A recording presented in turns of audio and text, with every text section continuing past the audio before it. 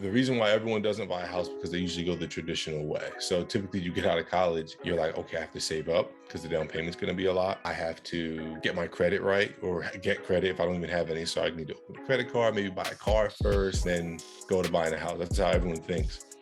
But typically, let's pretend that me, you, Kate, and Max all went to the same college, right? And Michael and Savannah, right? We're all 6 of us. We went to the same college, we graduated, we're just buddies. Well, the first thing we could do instead of renting together, right? Or even instead of buying like a house normally and like co-signing for each other, which is like more of a term that people are familiar with, we can just form an LLC together and buy it together, which would mean that we can pick any 6 of our credit score to use to acquire the property. So we literally would just pick who has the highest, who has the best credit. We could even choose from any one of our parents. You just add the parent to the LLC, someone who already has strong credit and longevity to acquire the property. Additionally, when you're buying with an LLC, they don't look at like individual income. They're literally just using your credit to guarantee the loan. When you're buying with an LLC, they just look at how good of a deal it is. So if it's a good deal, meaning you have a lot of equity or it has potential for good cash flow. If it's a multi-unit, right? Like we could literally buy $1 million property, 6 of us, and our down payment on that, even if we put 20% down, 20% of $1 million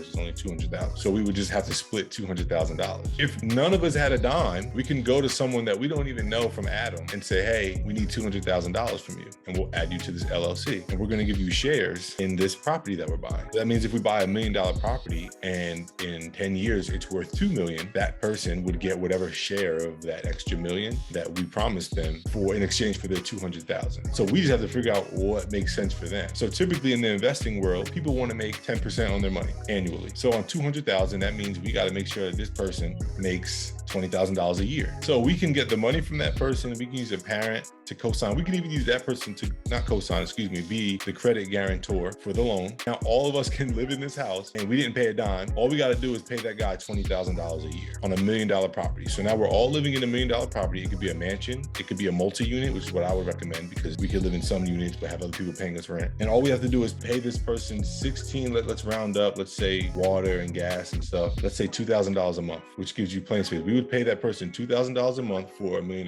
property. And we don't even have to give them equity because they're making 10% on their money annually. So we don't even have to give them shares actually, if we paid them that. If we wanted to not give them any money, now mind you, this person we would have to also still pay the mortgage on top of that $2,000. So it would actually be more than that. There's still 6 people to split it up with. So. Still 6 people to split up $1 million property. Yeah.